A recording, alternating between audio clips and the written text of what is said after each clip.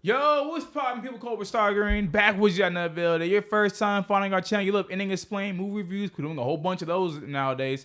You guys make sure you guys hit the subscribe button. Also, like the video. Yes, today we will be doing an Ending Explain on the new Don't Breathe film, Don't Breathe 2, and doing our movie review. Now, I feel like personally the movie review is gonna be the best part, but that's just up to y'all. I know some people you'll just go for the Ending Explain part and y'all just leave after that. So I won't be mad if y'all do that. But I'm just saying our Don't Breathe 2 movie review is pretty good. That's all I'm going to say. So first thing, we're going to get right into Ending Explain.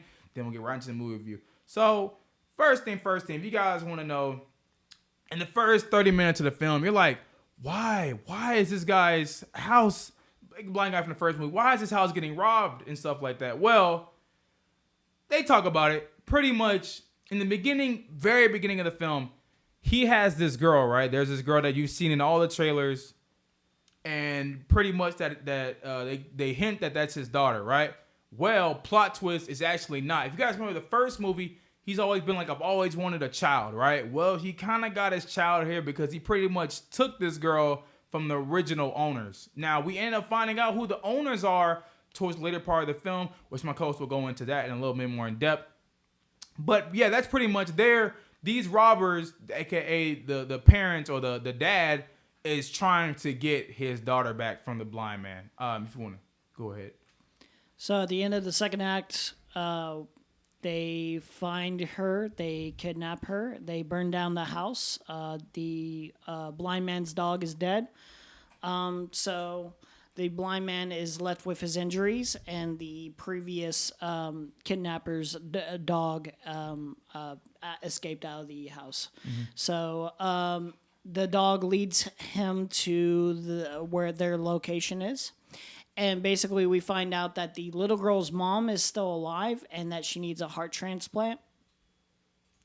And so they drug her and they try to take her heart to do the transplant. It's kind of goofy. Let's stop right there. Look, what they try to do is they try to use this little girl's heart, right? They're like, oh, the doctor told us that we have to get somebody that's like a blood relative and stuff like that. It's plot detail. It's all goofy, right? Yeah. But they're doing it. The only reason why they're getting her daughter back is for her mother to live, because of the fact that when her house burned down, her lungs got really affected by it, and her blood cells got really affected by it. So she needs her daughter's heart to pretty much get back to normal, right? It's goofy. You can't do it in real life, but keep going. Yeah. So anyway, the blind man comes in, stops all the power so that doesn't happen. And the blind man basically kills everyone in the whole thing. That's the summation of it. And by the end, the little girl saves the blind man from a more gruesome death. By the hands of her own father. And then the blind man basically suggests to the little girl to not be near him at all, not save him, because he is not a good person himself at all. Yeah. Well, since we saw in the first one. We seen the first one, yep. So basically, the blind man gets his own little redemption through saving the little girl and raising the little girl. The little girl ends up taking the name that the blind man gave to her, Phoenix. Which is Phoenix, yeah. Yeah, so it's a small redemption for the blind man, a very evil person, but, very minor redemption. Yeah, but that's pretty much it, if you guys want to know. If we're going simple, pretty much blind guy gets robbed. The people that rob him are the little girl's actual parents. And they only try to get this girl back because of the fact that the mother is dying, and it's so goofy, but they need her heart. They need to transfer a heart so the mother can live. It's very goofy, and it don't make too much amount of sense, but whatever. Now, let's get into our review of the film, right? Let's talk about the review. Now, the first movie was personally one of my favorite movies of the year. When we first got introduced to the blind man, and we're rooting for him for a certain point, until the point that we found out that, this dude ain't so good either. I know these people are robbing him, but at the same time, you know what I'm saying? You ain't the best either. And now they try in this one to redeem him. They try to make him, and that's why I have a conflict with this film. This film pretty much just tries to be like, oh, well, this guy, he was a douche in the first one, right? There's no reason to like him in the first one. But at the same time, look at these other people, though. I guess he ain't so bad. It don't work, y'all. I'm gonna be honest. It don't work. Half the film, I'm like, I'm not rooting for you. You know, I'm not rooting for this blind man, right? Because of the fact that what he wants to do, what he's trying to do. You know, I don't root for that. And at the same time, whenever this little girl gets kidnapped and goes with the original owners and stuff like that, they hint or they tell us like, look, oh, this blind dude, like, he ain't too bad. You know, look what these other people are trying to do. They trying to kill this little girl, you know? So I that's something that I feel like I wish they would have wrote that part better. Just find another creative idea, but that ain't it. You know, trying to make it where this dude's evil, but this side ain't too bad. That don't work for me at all. What's your little quick thoughts on The this? blind man's a villain, but it's more of like He's like freaking Venom or something, like an anti-hero at this point. well, for this specific story, he's more of an anti-hero, you know, like Yeah. but It's like the I think Suicide Squad. I think villains can have redemptions, but small redemptions for a villain like this. You Yeah. know, like he's a pretty vile person, but there's only small bits of redemption and the act of saving this little girl. So I think it worked for this film, but I can understand perspectives of being like, yeah, I'm not sold on this. Yeah, either. I just personally, me. Some people were gonna be like, "Oh, Cobra, you're tripping." I loved it. And I respect you for that opinion, but I'm just like, man, as someone that really loved the first one and was like, it was one of my favorite movies of the year. You know, I was just like, I see what they're trying to do here, but it's like, I wish they would have wrote them better. Just wrote it a little bit better, but that could possibly just my personal nitpick. So, yeah, hot take. The first one is like one of my favorite movies. Same. In terms of like that real life horror aspect. Same. Like it felt intense. It felt unique. It felt very unexpected. And I had personally liked it more than, say, for comparison's sake of this year, like the Suicide Squad. I like Don't Breathe that much. Yeah. Whoa. I like it more So- than something like the Suicide Squad. Now, what you were telling me earlier is you were like the first one was more of like a horror flick, and the second one's more like an action thriller. And I think you're on that. Yeah. I think you're on the head there. I was saying to Cobra before we had started recording. I said if this film had felt more like the first act, where they were indoors, and it felt like the first movie, where it was like sneaking around the house, getting these like, you know, maneuver around the little girl with the raised stakes of like trying to figure out a way throughout the house without letting them know, or the blind man, you know, like going roaming the drink. Like it just felt like the first one. It felt that intensity and the stakes were high as fuck. Yeah.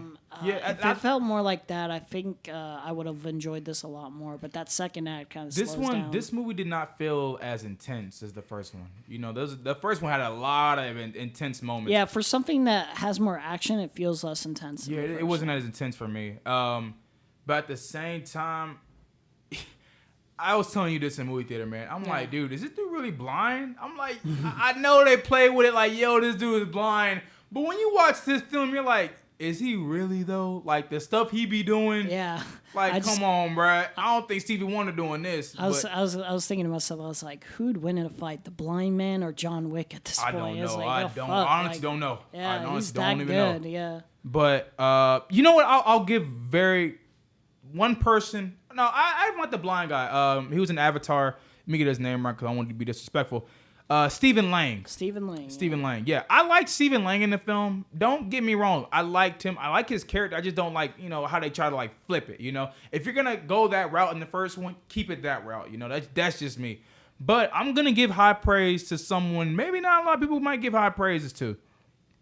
Let me make sure. Let me give her right respect. Let me pull her up. I don't even know if this is even her name or anything like that. I don't think they even had her name. What's the little girl's name in the film? I have no idea, but she did a good job. Yeah, she did a really good job. I don't think they have they don't. Oh, here we go. Her name is Madeline Grace. Madeline Grace as the daughter, aka Phoenix in the film. Big shouts to her. I think for the material she was given, especially her being at a young age like this, Yeah. she killed it. Bravo to Madeline solid Grace. performance, Great job, Madeline Grace. I haven't seen her in anything else, but this is just phenomenal. You did a great job. Now the other side characters we get, I mean, you're just regular people. You know, you don't really care about them too much. Now I know they introduced another character in the film, and you're kind of like, oh, oh, maybe we'll care. And then 2 seconds later, they're like, oh, never mind. F this character too now. So yeah, I will say the first act, the first act was definitely, I liked it. It's like the first act is pretty much the same as Don't Breathe 1, where they're pretty much all fighting in the house and they gotta escape and stuff like that. And then the second act is like the when they go like to the hospital and wherever the heck they were at. I think they were at a hotel. I don't think they were even at. I don't know where they were at. But and then that third act, y'all know. But you know, that first act was so good, and I just feel like the second act kind of just dragged a little bit. It just, maybe it was personally me. You want to go ahead? Second act was okay. It was just very dragged out in exposition and basically getting to the house, and it felt like it was just like, here's our rest up part, and here's time to explain everything. Well, here's how Stephen Lang found the house, and I was like, okay, cool. I'm glad you explained how he found the house with the dog, but like it felt like it took its time a little bit too much. Like the pacing was just a little off. Yeah, it's not a long movie. It's only about an hour and 30 minutes. Yeah, honestly, it's not too long. But at the same time, it does feel a little bit longer than. Maybe it's just personally me. Maybe it's just me, but I felt like this one was pretty gratuitous in the violence. Yeah, I was gonna say that next. But the first one felt much more like surprising and shocking in terms of the violence. Yeah, you know what? I was gonna say that about the kills in the film. The kills, I actually liked them. They're good kills. They're good kills, but they're goofy. You know, people getting their eyes ripped out. They're a little goofy. You know, yeah. So if you can get past how goofy the deaths are, you'll be fine. It feels like Rambo at a certain point. Yeah. I'm like, come on. Yeah, but if you can get past how goofy some of the deaths are, you'll be fine for it. But it's funny because the deaths are so serious. Yeah. But at the same time, you're like, come on now, you know? Yeah. Well, here's the thing that makes Don't Breathe work better than Don't Breathe 2. Go ahead. The thing with Don't Breathe is that, like, the people who intrude in the house, yeah, they're pretty bad people, but like the main characters especially they're flawed, but they're not fully evil or anything. Yeah. They're just intruding and trying to get into a house.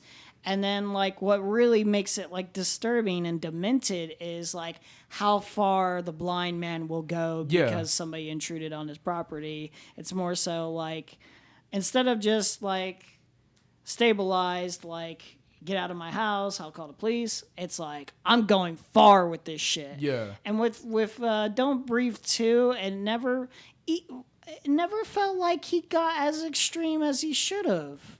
What? I don't know about that. I feel like there's something off about when I was watching, even with the gratuitous violence, I was like, man, I think he would be angrier, you know? Like, I think he'd be a lot more, like, taking his time with some of these kills. Well, some of them he had to go get the girl back, so That's he kind of had to go quickly with some of them. But, you know, nah. Because in the first one, man, he really, like, just... He killed people the worst way. Yeah, dude, like... But this one is... This one, I don't want to. This is the movie. He did some crazy shit in this one. This is the movie review part. I don't really want to spoil too much, but like the last death or one of the last deaths in the scene, you're like, bro, what? And then like, what after? Oh yeah, that was stupid. Yeah, that was dumb. Go watch the ending explain part if you guys missed it. But yeah. Them little last two deaths. That was the other thing is like Don't Breathe 1 had more believability. It felt more realistic. Yeah, this one doesn't feel. This one feels like if you're really off of like okay, I know he's blind, but he's doing some crazy stuff. But then when you get down to like the kills and how he's able to like do certain stuff, you're kind of like okay, kind of like all right, this is definitely fake. You know, no blind person doing all this. Yeah. But you know, I'm gonna get my rating really quick. I will say this. I did not like this as good as the first one. You know, the first one is a 9 out of 10 for me. I loved the first one because they stick to what they were trying to accomplish. This one is just kind of all over the place. They pretty much have you fighting the whole entire time. Do you agree with these people or do you agree with him? You know, it's just kind of half the movie is just trying to figure out which side you want to go on, and I did not like the aspect of it. Yeah, I'm going to give this a 7 out of 10. I'm going to give this 7 out of 10. It should have been a lot higher, but I thought it was all right. It was all right. I'll say this. I like that they tried something new with it. And it didn't really... Like it took inspiration from the first one and it utilized it pretty well in that first act and some of that third act. But it felt like trying something new with it, like instead of being like, here's the same formula with the first one. So I like that it tried something new with it and they wanted to take it to that direction. So I give it props for that. That first one is like a 10 out of 10 for me. Yeah, that first one is so good. I really enjoy that first one. I actually, the thing I can give this the most props is it makes me want to watch that one again. Mm-hmm. Don't Breathe 2 is like a 7 out of 10 for me. Yeah. I think objectively it's respectably 7 out of 10. more like 7. And then subjectively, I guess I enjoyed that. If I had to rank the acts, it'd be like 8 out of 10 for first act, 6 out of 10 for second act, and then 8 out of 10 for the act 3. So, yeah. But, you know, I will say this, like, I know y'all kind of heard me rant a little bit, but I didn't walk out the movie mad. You know, I didn't walk out being like, God damn, I just wasted an hour and a half of my life. You know, I did not walk out like that. Now, did I want more? No. Okay, I'll say that. I didn't want more. I don't know about you. I don't know if you wanted more from the film. I wanted a little bit, I don't know. I think I got what I needed. Yeah, I think me too, yeah. I think, besides pacing issues, you know, like that could have been fixed. Yeah.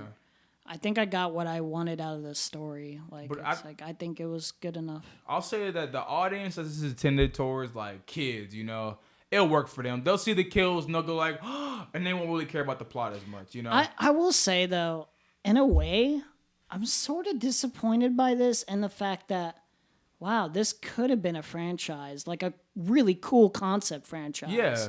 Like, they could have experimented more, not saying, like, go overboard and make, like, 20 movies, but maybe a trilogy would have been kind of cool. Like, I think there's a lot to work with. Like, you know, I don't know. It would have been a cool concept to get one more. Although, I'm not mad that I'm not getting any more. Yeah, honestly, I was thinking when I was watching the film, I was like, bro, this is literally like Michael Myers. You can't kill this guy. The blind man is human. Feels human, but he also feels like a real monster and a real threat. Well, you see that in the first movie that he's a freaking monster. And it's definitely like one of my favorite like kind of horror villains in a while. So yeah, but that's our review. We both gave it a 7 out of 10. So if it's your first time following our channel, hit the subscribe button. Also, the video we just hope if you leave a like on the video, it shares out to more people. And hey, with saying that, we'll see you guys next one. Peace. Peace. Y'all already know.